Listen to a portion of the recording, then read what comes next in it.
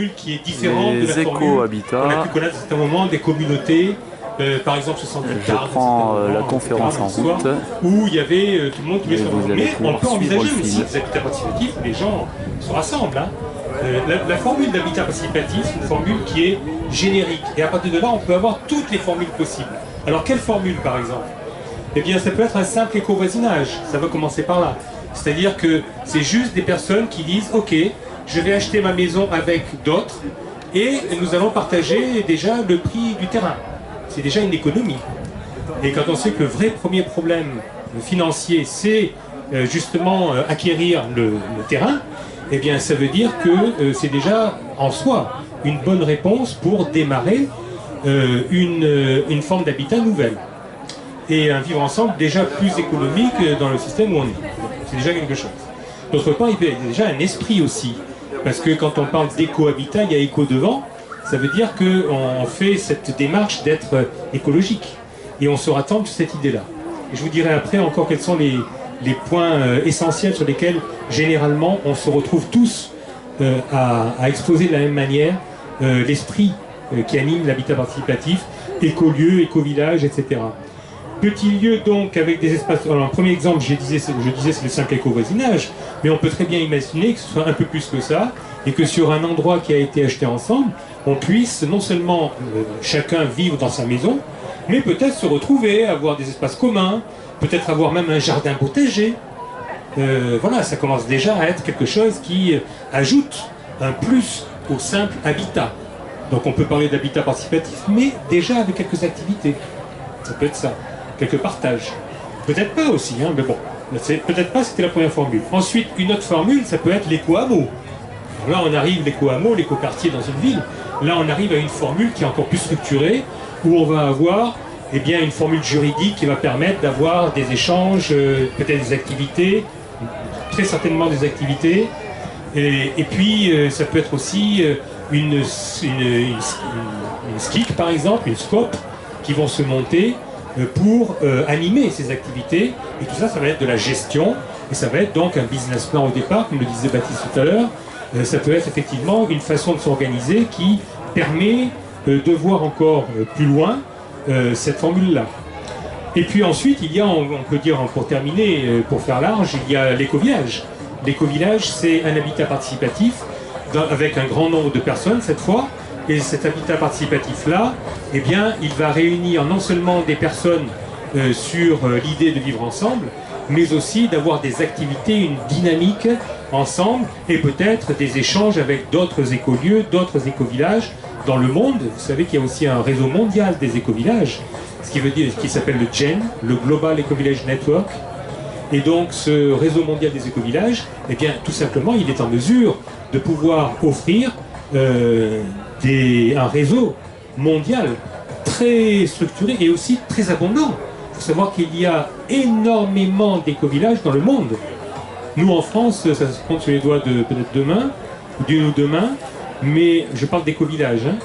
Et encore écovillages qui acceptent ou pas leur nom hein, d'écovillages. Certains n'acceptent pas d'être appelés écovillages. Hein.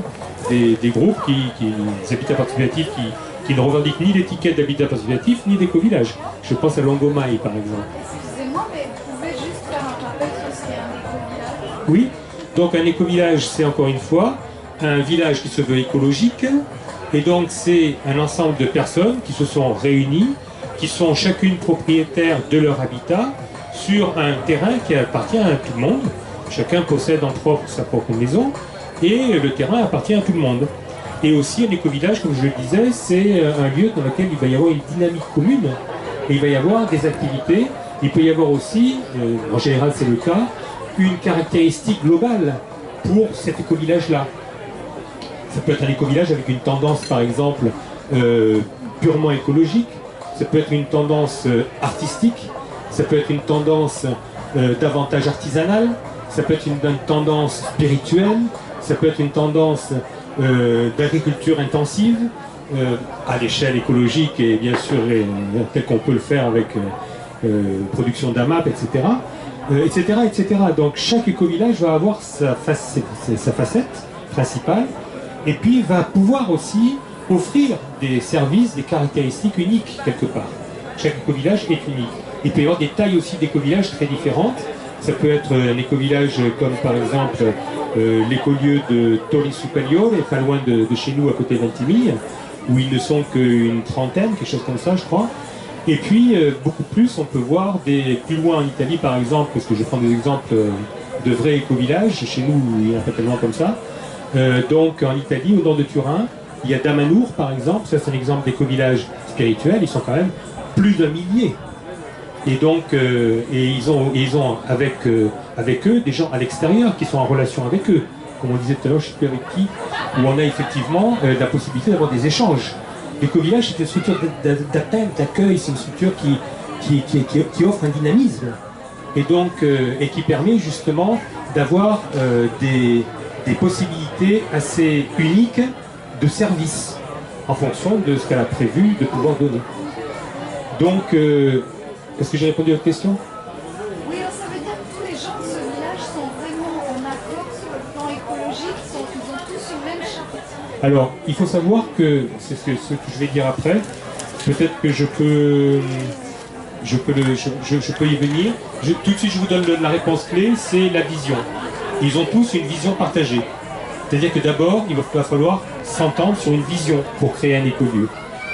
Voilà, donc les différences entre ces formules, on l'a vu, c'est le nombre de participants, et puis l'étendue des activités partagées. C'est la première chose. Quant au point commun, ben déjà il y a la vision. Chacun doit avoir une vision. Et elle va être différente pour chaque écolieu, elle va dépendre des individus qui vont se présenter. Le noyau qui va former un écolieu est un noyau qui va proposer une vision. Par exemple, nous, l'écolieu Terre Azur, nous avons une vision. À côté, il y a le hameau Saint-Pierre, il a sa vision, qui est basée par exemple dans son cas sur la création d'une école. Voilà.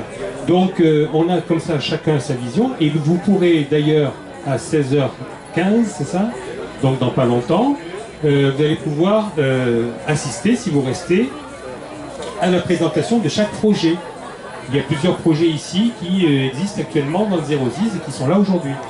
Donc des projets d'éco-lieux, d'habitat participatif, peut-être même d'éco-village. Enfin, souvent on n'ose pas le dire au début. Hein. Alors donc dans les points communs, il y a un groupe qui est à l'origine du projet, il faut toujours un groupe, un noyau porteur qui va donc être à l'origine du projet. Et ce noyau-là, eh bien, il faut qu'il se constitue, et là, il y a des façons de faire. Pour créer un noyau, ben, il y a des façons de faire. On a des personnes qui ont été très impliquées dans des recherches à ce niveau-là. Je pense à Diana Leaf Christian, par exemple, dont je vous reparlerai tout à l'heure, qui est une personne qui habite aux États-Unis, dans l'éco-village de Earth Haven. Et donc, pas tout de suite. Et donc, on a effectivement, merci. Et donc, on a effectivement des personnes qui ont fait une recherche, dans son cas depuis 20 ans déjà. Hein. Elle est allée éplucher dans tous les éco-villages qu'elle a pu rencontrer. Elle est en plus représentante de l'Amérique au GEM, au Global Ecovillage Network, donc au réseau mondial des éco-villages. Et donc, elle a fait une recherche qui permet de montrer comment on peut démarrer déjà un noyau, comment on peut créer un noyau, jusqu'à quels sont les paramètres à respecter, les caractéristiques pour arriver à faire qu'un projet arrive jusqu'au bout. Parce qu'il faut savoir que ce n'est pas toujours le cas. Alors, je suis étonné parce que je trouve que j'avais une autre feuille, mais je vois qu'elle n'y est pas. Là, c'est le côté juridique, je ne sais pas encore. Donc, ben, j'y arrive là. Allez, je peux vous en parler, je n'ai pas besoin de la feuille. Donc, les points communs de toutes ces formules-là que j'ai évoquées, c'est un esprit commun. Cet esprit commun, c'est le respect de l'être humain et de la nature.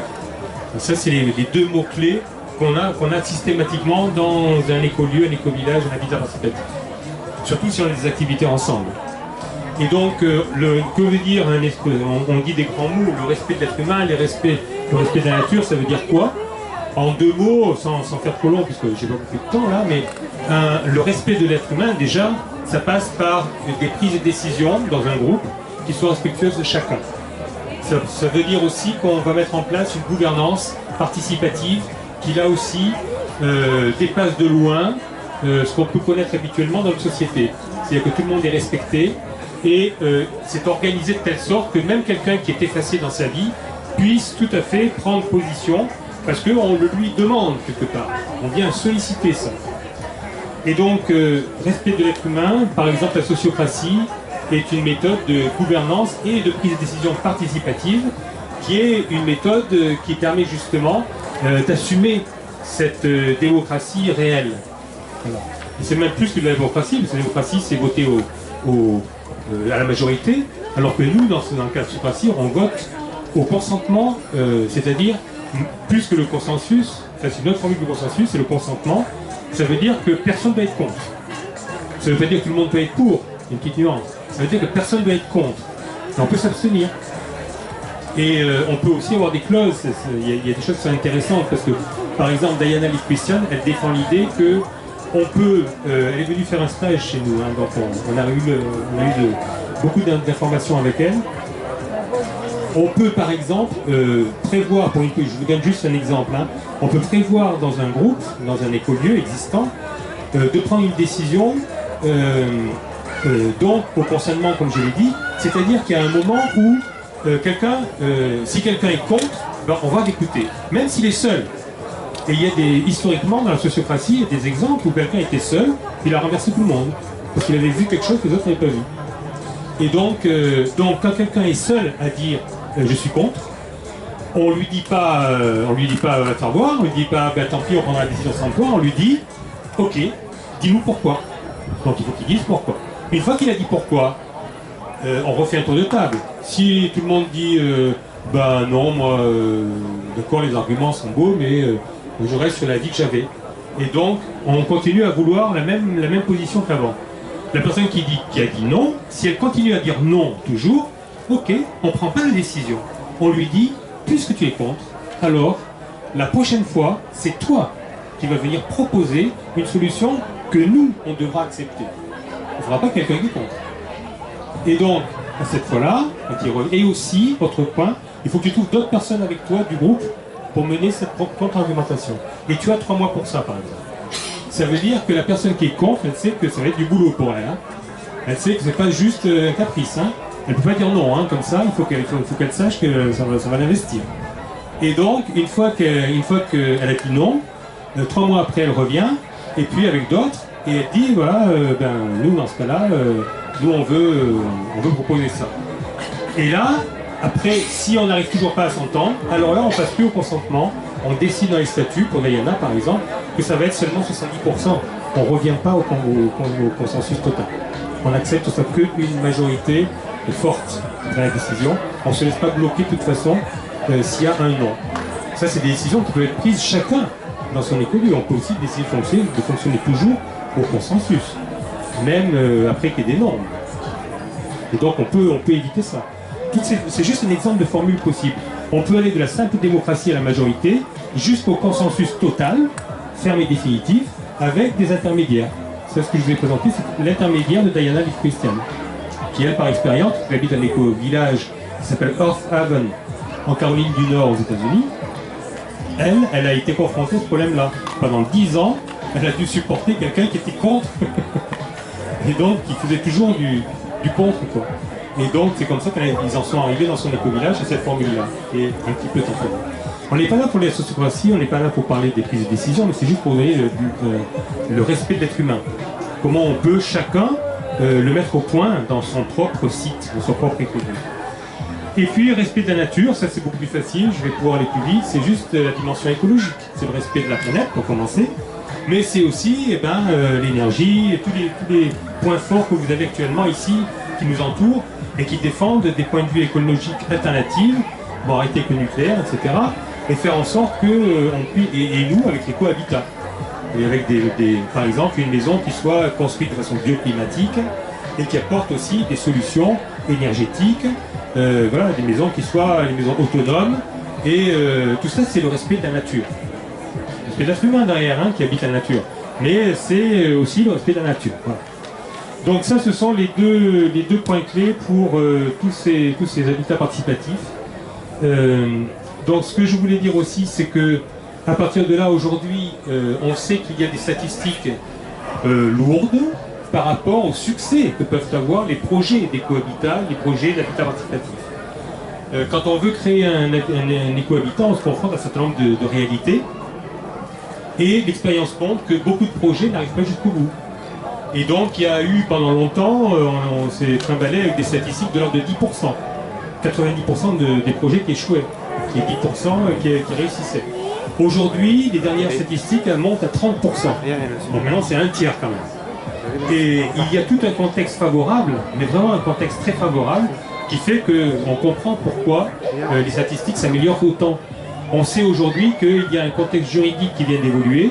En 2014, en mars 2014, on a une nouvelle loi qui vient d'être votée, c'est la loi ALUR, qui mentionne en toutes lettres l'habitat participatif dans son texte. Et avec un ensemble de... Voilà, la loi ALUR, c'est possible de le faire. Donc, ça c'est le cadre juridique, on a déjà un peu évoqué tout à l'heure avec Baptiste. Cette loi ALUR, eh bien, elle a l'allure parce que pour la première fois, alors qu'on demandait ça depuis très longtemps, on peut dire beaucoup de choses des gouvernements qui se suivent, mais enfin celui-là en tout cas, il nous aura fait au moins quelques lois, et celle-là en particulier qui est sympa. Et donc, on peut lire comment il définit l'habitat participatif donc, dans la loi ALUR. L'habitat participatif est une démarche citoyenne, c'est ce que nous faisons aujourd'hui à Biot, une démarche citoyenne qui permet à des personnes physiques de s'associer, le cas échéant avec des personnes morales, autrement dit, par exemple, un gestionnaire de location, par exemple, comme les HLM, par exemple. Il y a des villes aujourd'hui qui acceptent de lancer de faire un appel à projet pour des habitats participatifs en impliquant les HLM avec. Ça peut être intéressant pour une part du projet. Et aussi résoudre des problèmes financiers, etc. C'est à considérer. En tout cas, c'est une démarche possible. Afin de participer à la définition et à la conception de leur logement, on voit bien, définition et conception eux-mêmes, ils sont autopromoteurs de leur logement et des espaces destinés à un usage commun, de construire ou d'acquérir un ou plusieurs immeubles destinés à leur habitation. Vous avez vu, construire. L'autoconstruction est désormais dans la loi. Ça, c'était quelque chose qui était difficile. Et on attend de la loi, le décret est en train de sortir maintenant. Il aurait dû sortir il y a déjà 2 mois et il a encore différé. Mais un décret qui va préciser auprès des banques et auprès des sociétés d'assurance que c'est devenu légal. Autrement dit que, par exemple, lorsqu'on fait sa maison soi-même, à partir de règles qui restent à définir, que la loi va définir, le décret d'application va définir, eh bien, on va pouvoir autoconstruire sa maison et ses maisons en groupe et avoir au bout du compte une garantie décennale, par exemple. La garantie décennale, c'est un vrai problème. Jusqu'à présent, quelqu'un qui fait l'autoconstruction n'a pas droit à une garantie décennale. Maintenant, avec la loi, ça va être le cas. C'est très fort. Ça veut dire aussi que ça encourage les citoyens à se prendre en main, ça les encourage à avoir des nouveaux projets comme ceux que nous défendons. Donc voilà pourquoi on est dans un contexte aussi favorable maintenant. Et ce qui n'était pas le cas avant 2014, ça fait juste 1 an, 2 ans, même pas 1 an et demi. Voilà, donc 2 ans. Donc c'est une définition qui est intéressante justement pour ces aspects-là. À noter les types de montage juridiques qui sont spécifiés, que n'a pas mentionné Baptiste tout à l'heure, mais c'est normal, parce que lui il est en train de focaliser sur autre chose. Ce sont les coopératives d'habitants et les sociétés d'attribution et d'autopromotion. Voilà 2 nouvelles formules qui correspondent au SCI, si vous voulez, qu'on a connu, qu'on connaît bien, ou qu'on peut connaître.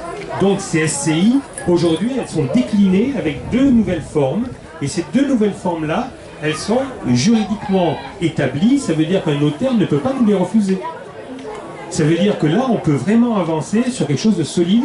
Voilà pourquoi, encore une fois, les contextes deviennent aussi favorables. Alors là, je passe au côté concret. Il me reste encore 7 minutes. Ouais, on va faire ça. Concrètement, donc, quelles sont les différentes étapes pour lancer un écolieu?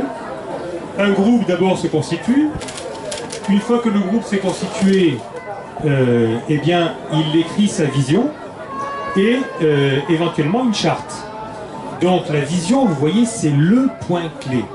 Ça veut dire que si on veut, et ça c'est ce que dit et répète Diana Leaf-Christian, cette fameuse chercheuse qui a fait ça pendant 20 ans et qui a décortiqué quels sont les facteurs qui font qu'un projet échoue ou qu'un écolieu existant après des années, elle en a des exemples, plusieurs comme ça, qui se désintègre, il y a plus, la moitié des gens s'en vont Et ceux qui restent, eh ben, il faut qu'ils reprennent tout voilà, à la base. Ils vont créer autre chose. Pourquoi? Parce qu'ils mettent autant de temps à préciser quelle était la vision qui les ont fait chacun s'engager dans ce projet.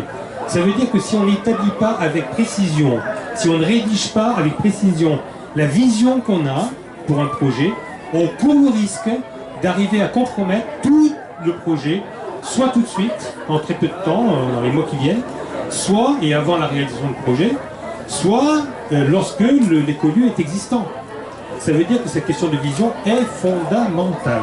Il faut qu'on arrive à écrire des visions ensemble et qu'on soit cohérent là-dessus. C'est pour ça que nous, on passe ce temps-là actuellement avec un noyau. C'est notre objectif, faire d'abord ensemble un noyau humain qui soit cohérent par rapport à une même vision. Voilà. Donc une fois que la vision est écrite, eh bien on passe aux choses concrètes. On choisit donc les structures juridiques, hein, par exemple la loi, celle de la loi Allure. Il peut y avoir aussi donc d'autres formules hein, qu'on peut inventer, comme celle que propose Baptiste. Donc une fois qu'il a eu sa structure juridique, eh ben, il recherche et il acquiert un terrain ou une propriété, c'est-à-dire soit sans bâti, soit avec du bâti. Ça va être le choix du groupe. Hein.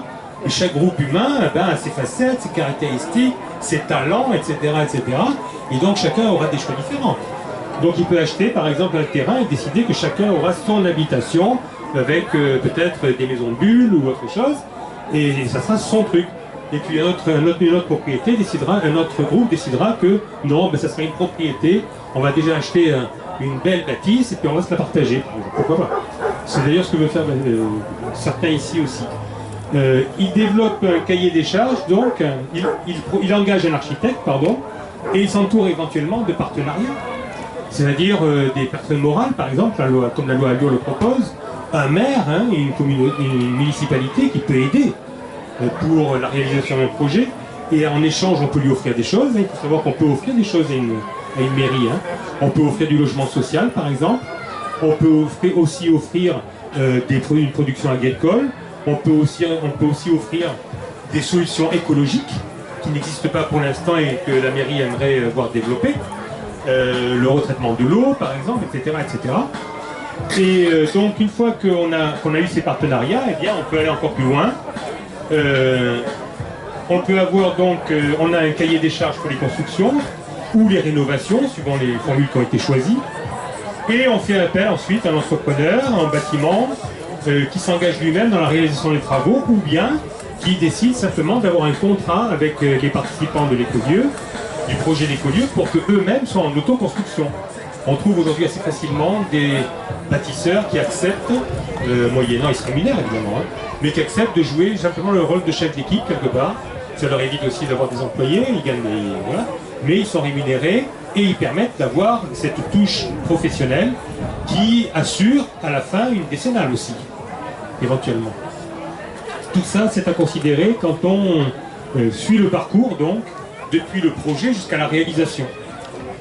Et donc, pour finir avec cette série d'étapes, eh bien, une fois que les travaux sont achevés, bien sûr, on fait tout ce qu'il y a à faire du point de vue légal, et notamment on déclare la fin des travaux.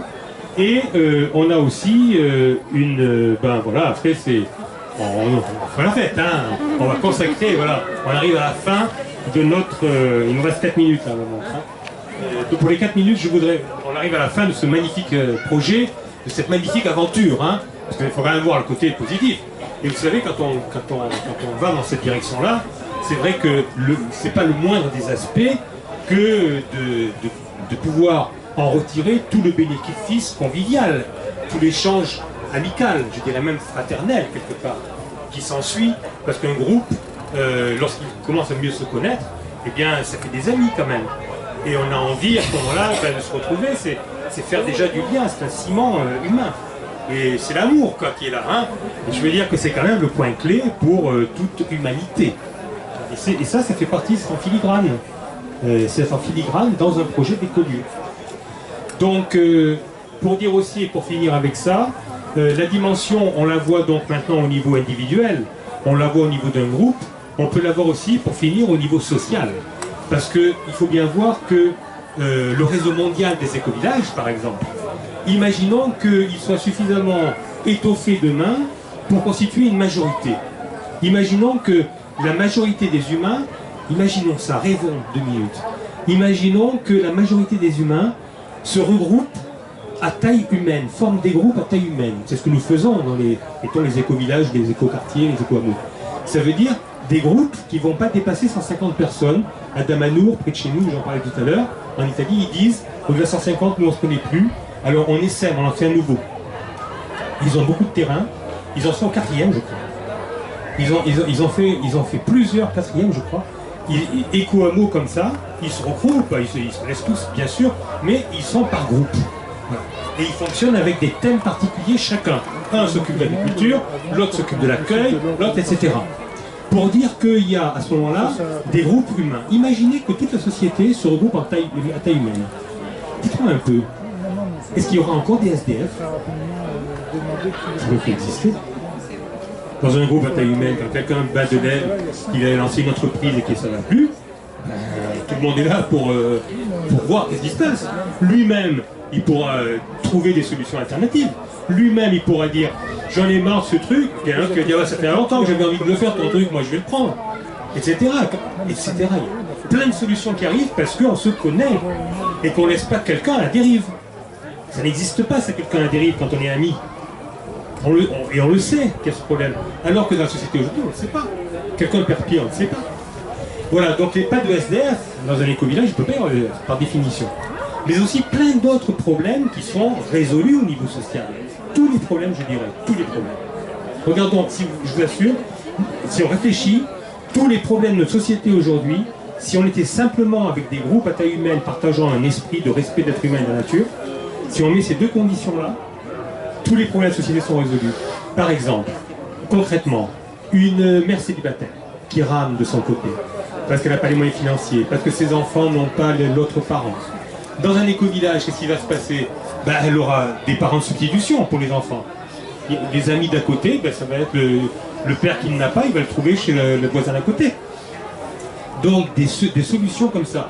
Des personnes âgées qui sont isolées aujourd'hui dans leurs immeubles, qui peuvent mourir parce qu'elles ne connaissent personne. Et ça arrive souvent, vous savez que ça arrive tous les jours. Donc des personnes isolées, c'est fini. Ça n'existe pas dans un éco-village une personne âgée isolée. Surtout quand on milite pour des éco-villages transgénérationnels, comme on le fait nous d'ailleurs, et d'autres ici, c'est-à-dire avec tous les âges dans un même groupe. Ça veut dire qu'à ce moment-là, il ne peut plus y avoir de personnes isolées, voilà, ça n'existe pas ce genre de détresse. Et puis plein d'autres, et puis regardez aussi le problème des retraites, qui est fondamental pour notre société aujourd'hui. Hein. Ce problème des retraites, on peut le reconsidérer tout à fait autrement, parce que quelqu'un qui a ses activités dans l'éco-village, pourquoi il l'arrêterait juste à 60 ans? On peut très bien envisager que ça se passe autrement. On peut imaginer de nouvelles formules. Peut-être que l'État va lui dire je te donne quand même une pension, ok, il va l'accepter. Il reste 30 secondes. Hein. Donc c'est vrai qu'on a à partir de ce moment-là, cette possibilité-là d'inventer dans un groupe à taille humaine comment on va s'occuper des personnes âgées et de la fin d'activité. Et puis peut-être être beaucoup plus efficace pour quelqu'un qui en a vraiment besoin.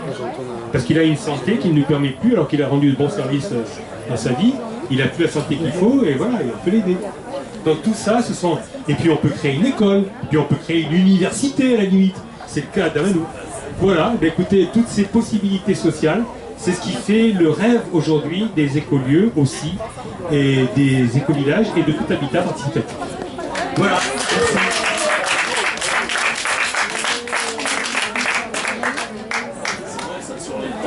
Merci. Des gens qui me doivent des configurer à grande échelle. Baptiste. Je dis, mais il ne faut pas de grande échelle. Pas trop tard.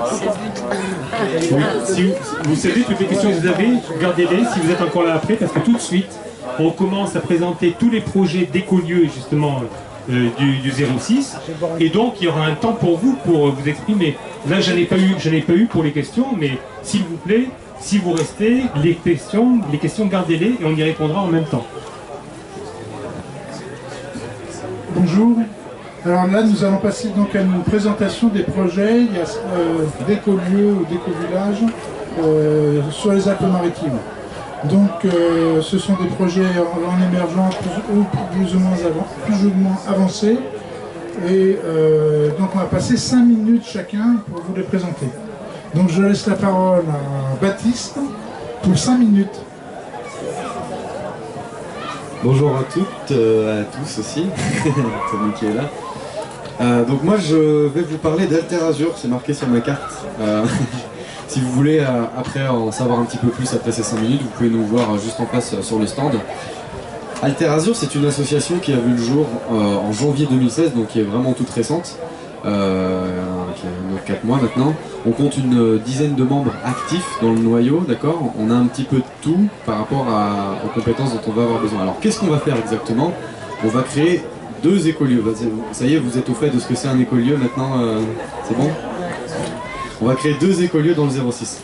Le premier, c'est ce qu'on appelle le labo à écolieux, d'accord? C'est-à-dire que nous, notre équipe, les futurs habitants, nous n'avons pas tellement de capacité à investir. C'était l'objet de la conférence que je faisais avant. On va être locataire de ce premier projet, d'accord? Ce premier projet va être financé par des co-investisseurs, des internautes, nos proches, n'importe qui en fait qui veut aider ce genre de projet, d'accord? On compte y rester 2-3 ans maximum et ensuite filer vers un autre lieu, d'accord? Le deuxième lieu qu'on veut créer, d'accord? Ce premier lieu, pourquoi on l'appelle labo à écolieu, c'est que l'idée c'est que il y ait une autre équipe après nous qui peut arriver dans la maison et passer par ce système locatif aussi pour tester son équipe, pour tester ses idées avant eux-mêmes d'aller vers un achat futur d'un lieu. Voilà. Donc ça c'est le premier lieu qu'on veut créer, le labo à écolieu. Ce lieu-là, on veut le créer à Nice, dans les collines, maximum dans ce que j'appelle la petite couronne de Nice, donc toutes les villes qui sont limitrophes à Nice. Voilà. Ça c'est le premier lieu, d'accord? Le second lieu, on est justement sur, j'espère, sa future terre d'accueil. On cherche à le faire à Sophie Antipolis, plus particulièrement à Biot.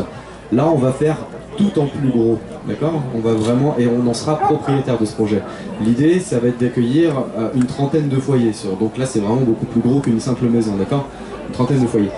Qu'est-ce qu'on veut faire exactement? Quelles sont nos valeurs? Qu'est-ce qu'on va défendre comme activité, etc. Alterazur, c'est 5 piliers actions, d'accord? Le premier, c'est l'art, le créatif. Tout type d'art. Représenter tout type d'art et pousser les gens à la créativité, à créer toujours plus. Second pilier, la culture, l'éducation. Nous, on est persuadés que le changement global de la planète, il arrivera parce qu'on éduquera mieux nos enfants. Il n'y a pas que moi qui est convaincu normalement là-dessus.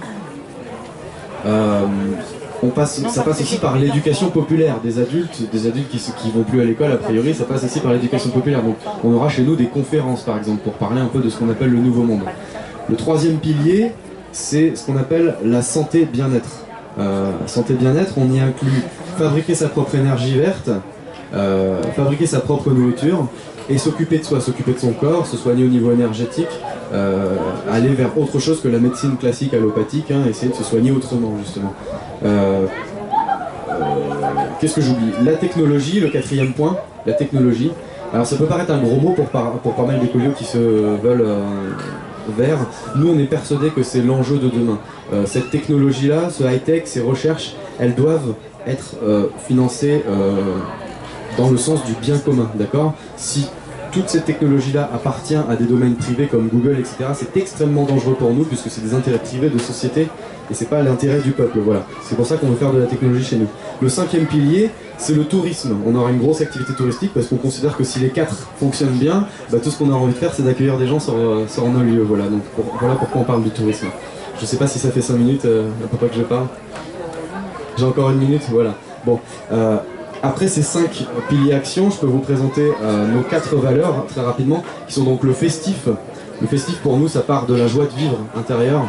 Ça se traduit en un sourire, ce sourire qui devient communicatif et qui finit par créer un peu cette effervescence de foule. On a envie dans nos lieux qu'on soit toujours en préparation d'un événement festif, d'un banquet, d'un concert ou quoi que ce soit.